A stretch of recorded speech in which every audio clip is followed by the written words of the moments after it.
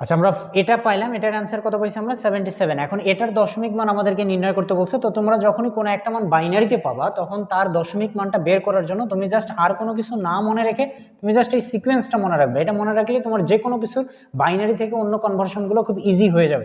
দেখো এই যে মানটা আছে, মানটা কি ছিল? মানটা ছিল 10001।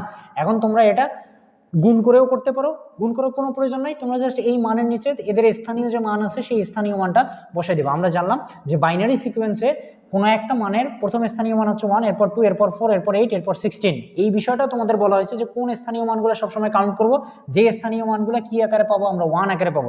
এই যে 16কে আমরা 1 আকারে পাইছি, তাহলে 16 নিতে হবে।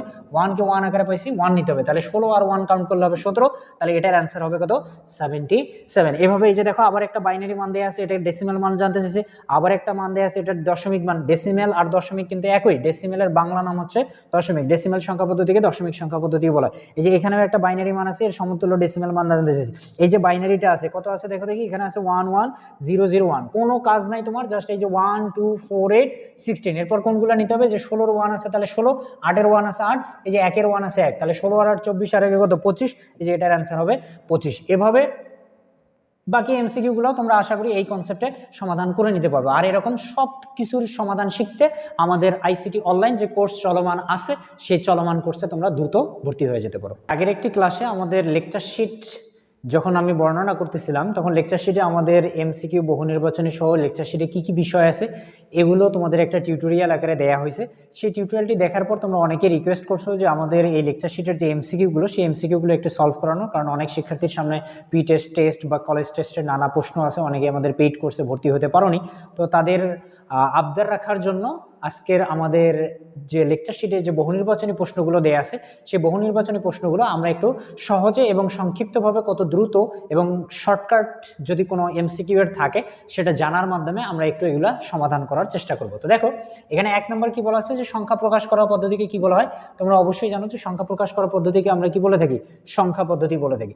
একটা সংখ্যায় থাকতে পারে পূর্ণাংশ, ভগ্নাংশ, রেডিক্স পয়েন্ট। এটার উত্তর হবে 3টায়। এখন তোমরা বলতে পারো যে এই রেডিক্স পয়েন্ট জিনিসটা কি? রেডিক্স পয়েন্ট হচ্ছে, মনে করো আমরা যদি এরকম কোনো একটা সংখ্যা লিখি, সাপোজ আমি লিখলাম যে 75.75, তাহলে এই যে শুরুর 75 আছে, এই 75 এর এই অংশটা, এই যে 75 এর অংশটা, এটাকে বলা হয় পূর্ণাংশ, এটাকে বলতেছি আমরা পূর্ণাংশ। আর এই যে পয়েন্টের পরে বা দশমিকের পরের যে 75 এর অংশটা, এটাকে বলা হচ্ছে ভগ্নাংশ। তাহলে আমরা কি জানলাম? যে দশমিকের আগের যে অংশটা থাকে সেটাকে বলা হচ্ছে পূর্ণাংশ বা ইন্টিজার অংশ, আর দশমিকের যে পরের অংশটা থাকে সেটাকে বলা হচ্ছে ভগ্নাংশ বা ফ্র্যাকশন অংশ। আর এই যে পয়েন্ট বা বিন্দু দ্বারা কোনো একটা পূর্ণাংশ এবং ভগ্নাংশকে আলাদা করা হয়, সেই পূর্ণাংশ ভগ্নাংশ আলাদা করার যে পয়েন্ট, সেই পয়েন্টটাকেই আমরা বলে থাকি হচ্ছে রেডিক্স পয়েন্ট। তাহলে রেডিক্স পয়েন্টটা মূলত কি? যে পয়েন্ট বা বিন্দু দ্বারা পূর্ণাংশ এবং ভগ্নাংশকে আলাদা করা হয় সেই পয়েন্ট বা বিন্দুকেই আমরা বলি হচ্ছে রেডিক্স পয়েন্ট। এই পয়েন্ট বা বিন্দুর সংখ্যা পদ্ধতি অনুযায়ী আবার কিন্তু বিভিন্ন নাম আছে, যেমন ডেসিমেল সংখ্যা পদ্ধতিতে এটাকে বলা হয় ডেসিমেল পয়েন্ট বা দশমিক বিন্দু। অনেক সময় আমাদের ক নম্বর প্রশ্নে আসে যে দশমিক বিন্দু কি, তোমরা অনেকেই অ্যান্সার করতে পারো না। তো দশমিক বিন্দু হচ্ছে ডেসিমেল সংখ্যা পদ্ধতিতে যে পয়েন্ট বা বিন্দু দ্বারা পূর্ণাংশ এবং ভগ্নাংশকে আলাদা করা হয় সেটাকে আমরা বলতেছি ডেসিমেল পয়েন্ট বা দশমিক বিন্দু। বাইনারিতে এটাকে বলা হয় বাইনারি পয়েন্ট, অক্টালে অক্টাল পয়েন্ট, হেক্সাডেসিমেলে হেক্সাডেসিমেল পয়েন্ট। তাহলে একটা সংখ্যায় কি কি থাকতে পারে বলো দেখি? পূর্ণাংশ থাকতে পারে, ভগ্নাংশ থাকতে পারে এবং রেডিক্স পয়েন্ট থাকতে পারে। এই কারণে এটার অ্যান্সার হবে কি 1 2 3। সংখ্যা পদ্ধতিকে প্রধানত কয় ভাগ করা যায়? 2 ভাগ। তোমরা জানোই একটা সংখ্যা পদ্ধতির নাম হচ্ছে পজিশনাল সংখ্যা পদ্ধতি বা স্থানিক সংখ্যা পদ্ধতি, আর একটা সংখ্যা পদ্ধতির নাম হচ্ছে নন পজিশনাল সংখ্যা পদ্ধতি বা অস্থানিক সংখ্যা পদ্ধতি। এরপরে বলছে ভিত্তির উপর নির্ভর করে সংখ্যা পদ্ধতি কয় প্রকার? এটার অ্যান্সার হবে 4 প্রকার। তোমরা জানো যে ভিত্তির উপর নির্ভর করে প্রধানত সংখ্যা পদ্ধতিকে 4টা ভাগে ভাগ করা হয়। একটার নাম হচ্ছে ডেসিমেল, একটার নাম হচ্ছে বাইনারি, একটাকে আমরা বলি অক্টাল এবং আরেকটাকে আমরা বলে থাকি হচ্ছে হেক্সাডেসিমাল সংখ্যা পদ্ধতি। তবে এর বাইরেও কিন্তু আরো অনেক সংখ্যা পদ্ধতি আছে। মোটামুটি আমরা কি করি, এই 4টাকেই ভিত্তির উপর নির্ভর করে সংখ্যা পদ্ধতি প্রকাশ করা, এই 4টাই। তবে এই 4টা বাদে আরো বিভিন্ন ধরনের সংখ্যা পদ্ধতি আছে। তো এই কয়েকটা আমরা জানলাম। এরপরে কি আছে দেখো দেখি, এরপরে আছে কম্পিউটারে অভ্যন্তরীণ কাজ করার জন্য কোন সংখ্যা পদ্ধতি ব্যবহার করে? এটা অবশ্যই তোমরা জানো যে কম্পিউটারের সকল অভ্যন্তরীণ কার্যক্রম আমরা কোন সংখ্যা পদ্ধতিতে সমাধান করি? বাইনারি সংখ্যা পদ্ধতিতে সমাধান করি। এরপরেরটা কি আছে দেখো, এরপরেরটা কি বলছে? 1011 সংখ্যায় কয়টি বিট আছে? এই যে দেখো এখানে কার কথা বলছে? বিটের কথা। এখন বিটের পূর্ণরূপ কি তোমরা জানো? এগুলো কিন্তু এমসিকিউ এমসিকিউতে আসে। বিটের পূর্ণরূপ হচ্ছে বাইনারি ডিজিট, অর্থাৎ বাইনারি যে ডিজিট বা অঙ্কগুলো আছে সেগুলোকেই বিট বলা হয়। বাইনারি ডিজিট বা অঙ্ক আমরা জানি দুইটা, 0 আর 1। তাহলে বিট বলতে কাকে বোঝায়? 0 আর 1 কে বোঝায়। একটা মানে কয়টা বিট আছে এটা আমরা কেমনে বুঝবো? যতটা 0 আর 1 ততটাই কি হবে? বিট হবে। দেখো এখানে 0 আর 1 আছে কয়টা? 4টা। তাহলে এই সংখ্যায় কয়টা বিট আছে? এই সংখ্যা বিট আছে হচ্ছে 4টা। বাইনারি সংখ্যা পদ্ধতির ভিত্তি কত? এটা জানা বিষয় আমাদের 2। 8 ভিত্তিক আর অক্টালের, 10 ভিত্তিক আর ডেসিমেলের, আর 16 ভিত্তিক আর হেক্সাডেসিমেলের। দশমিক সংখ্যা 91 এর বাইনারি রূপ, এটা আমি এর আগের টিউটোরিয়ালেও সমাধান করে দিয়েছিলাম। যদি আবার এটা সমাধান করি, আমি বলছিলাম যে তোমাদেরকে একটা সিকোয়েন্স নিতে হবে। সিকোয়েন্সটা কিভাবে মনে রাখবা? 1 থেকে শুরু হবে এবং মানটা প্রতিবারে কি আকারে বাড়বে? দ্বিগুণ আকারে। 1 এর দ্বিগুণ 2, 2 এর দ্বিগুণ 4, 4 এর দ্বিগুণ 8, 8 এর দ্বিগুণ 16, 16 এর দ্বিগুণ 32, 32 এর দ্বিগুণ 64। এর পরের কাজটা হবে তোমার যে মানটা তুমি বাইনারি বের করবা, তোমাকে এই সিকোয়েন্স থেকে সেই মানটা মিলাইতে হবে। সব ধরনের মানই মিলবে। তুমি 91 এর বাইনারি বের করতে চাচ্ছ, 91 কেমনে মিলবে? 64 আর 16 80 হবে, 80 আর 8 88 হবে, 88 আর 2 90 হবে, 90 আর 1 91 হবে। তো এই মানের জন্য তুমি যে মান সিকোয়েন্সের কাউন্ট হবে সেগুলোকে তোমাকে 1 হিসাবে কাউন্ট করতে হবে, আর যে মানগুলো কাউন্ট হবে না সেগুলোকে তোমাকে 0 হিসাবে কাউন্ট করতে হবে। তাহলে তুমি 0 আর 1 আকারে যে সিকোয়েন্সটা পাবো সেটাই হবে তোমার বাইনারি মান। দেখো এখানে কি আছে? 1 0 1 1 0 1 1। এটা আমরা ক নাম্বার প্রশ্নে পাচ্ছি, এই ক নাম্বারই হবে আমাদের অ্যান্সার। এখন তোমরা বলতে পারো যে এই সিকোয়েন্স ব্যবহার করে কি আমরা সব ডেসিমেল সংখ্যার মান নির্ণয় করতে পারবো? হ্যাঁ পারবা। যেমন আমি একটু আগে তোমার কত দিছিলাম? 75 দিছিলাম। এখন তোমাকে এখানে 91 না থেকে কি থাকতে পারে? 75 থাকতে পারে। এখন তাহলে 75 আমরা কিভাবে পারবো? ওই যে কথা একটাই, তোমাকে এই সিকোয়েন্সটা লিখতে হবে। তাহলে আবার ওই সিকোয়েন্সটা যদি আমরা লিখি, এই যে আমাকে এবার কত মিলাইতে হবে? এবার কি আমি 91 মিলাবো? না, এবার আমাকে কত মিলাইতে হবে? 75 মিলাইতে হবে। তাহলে 75 মিলাও। 64 আর 8 কত হবে? 64 আর 8 হবে 72, 72 আর 2 74, 74 আর 1 কত? 75। আমি কি বলছিলাম? যে মানগুলো কাউন্ট হবে সেগুলো কত হিসাবে নিতে হবে? 1 হিসাবে। আর যেগুলো কাউন্ট হবে না সেগুলো কত হিসাবে নিতে হবে? 0 হিসাবে। তাহলে তুমি যে মান পাবো সেটাই হবে ওই মানের বাইনারি মান। তাহলে 75 এর বাইনারি মান হবে 1001011।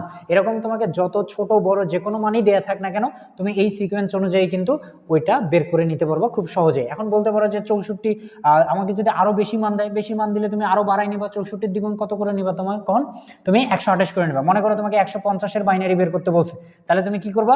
এই যে 150 এর বাইনারি এর জন্য তোমাকে কি করতে হবে? তোমাকে বাড়াই নিতে হবে, 128 পর্যন্ত করতে হবে। এখন তুমি বলতে পারো যে কেমনে বুঝবো যে কখন কত দূর পর্যন্ত করতে হবে? এটা ডিপেন্ড করবে তোমার মানের উপর। দেখো আমি যদি দ্বিগুণ করি 128কে, তাহলে কত হয়ে যাচ্ছে? 256।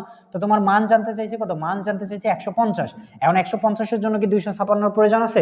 অবশ্যই নাই। এই কারণে তোমাকে 256 পর্যন্ত যাওয়ার প্রয়োজন নাই।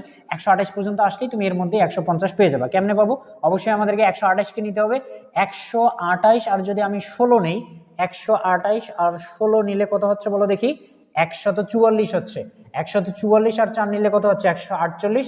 148 আর 2 কত হবে? 50। আমি যদি যোগটা আরেকবার একটু করে দেই, 128 আর 16 কত হয়? অবশ্যই 144 হয় খুব সম্ভবত। 44 আর 4 48, 48 আর 2 50। তাহলে এই যে অঙ্কগুলো নেওয়ার প্রয়োজন হয়েছে এগুলো 1 হবে, আর বাকি মানগুলো তোমাকে কি করতে হবে?